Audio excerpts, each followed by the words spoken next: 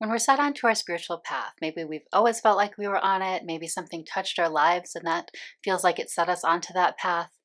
We can be very earnest, we can want so fervently to follow the path. But one pitfall is something I call spiritual perfectionism. And in this video, I want to explain why it's problematic, and hopefully that will actually lessen your sense of needing to strive on the spiritual journey.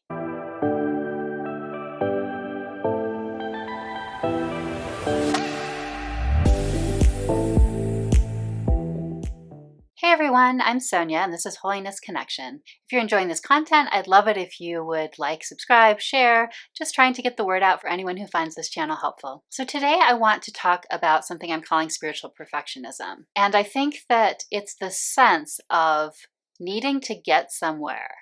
Needing to get somewhere on the spiritual journey that, I even at the beginning called it the spiritual path. So if there's a path, isn't there a destination? But I don't think there is, and I think that's actually the fundamental original pitfall of spiritual perfectionism. So the truth is the journey never stops. There's not a place to get to. You're already right where you need to be.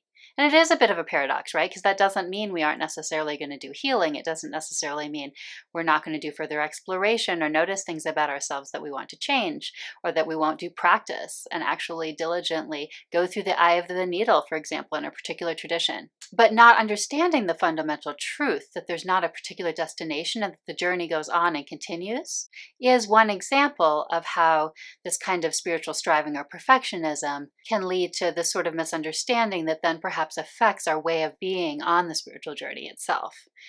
Like I said, because we then maybe get into more of a striving state, or we're more thinking ahead rather than being in the present moment. So that's the first case, is that it obscures this truth that the journey continues and there's not a final destination. The second problem is that I think it can often hold people back from certain kinds of engagement with life and with their spiritual journey, from a feeling of not being ready, this sort of constant feeling of, am I ready yet? Am I ready yet? I do want to make a caveat here, because I think sometimes we do feel a sense of guidance or inner knowing that something needs to be done, like a particular kind of healing. And so I'm not saying that that doesn't happen also, that there is a sense that maybe before we put out an offering to the world, we have a sense that we have a block about it. We need to do some healing around a particular topic. That could definitely happen. And it's kind of a very specific kind of knowing that we can have in those cases. But overall, we're called to get into the dance and to participate.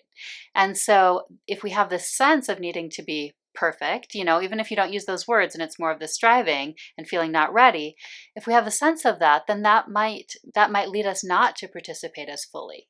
A third point is that this idea of there being something that's more spiritually perfect or down the line can lead to a sense of grandiosity, perhaps if we think that we have gotten there, and we may have a mistaken stalled point. Like, let's say we had an idea that, oh, once I'm able to meditate all day or something like that, we've come to an idea of what that endpoint is, and then we get there. Maybe it's in a different way that we just are not feeling as much that sense of striving, and we feel like we've gotten further and reached a different turn of the spiral of the spiritual journey. We may get to sort of a mistaken stall point and not keep moving forward because there's this idea that we would be at that particular point that isn't really there, because the journey does continue. So it could lead to our own either stalling our spiritual journey or sense of grandiosity. Then another point is that it could lead to putting someone else on that kind of a pedestal. So often a spiritual leader, for example, could be viewed as like having already gotten there. And if we don't understand that everybody continues on the spiritual journey, it can be very easy to put them on a pedestal. And that can lead to lots of problems if we're not viewing them with their full humanity as well. And then finally, this kind of spiritual perfectionism fundamentally leads to believing that power is outside of oneself. So I don't mean here that there isn't a sense of something greater than ourselves that we have, whether we call that God or the universe or something else, but it's more this absolving of our own responsibility and place in the dance of it all.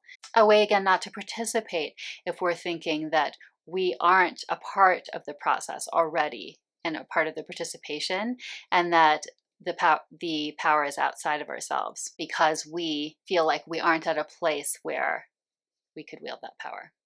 Understanding that it's not about perfectionism in this sense, and that no one's perfect then, can lead to a more compassionate and clear-eyed view of others and ourselves. So that could be others we consider more perfect on the path, whether leaders or others, and it can be ourselves in terms of where we on the path, whether we think we're suddenly farther along it or whether we think that we're not so far along it.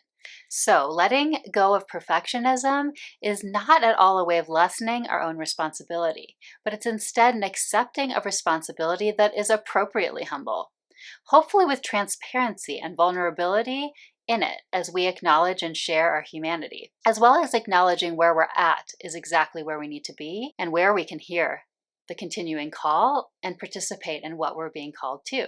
If not now, when?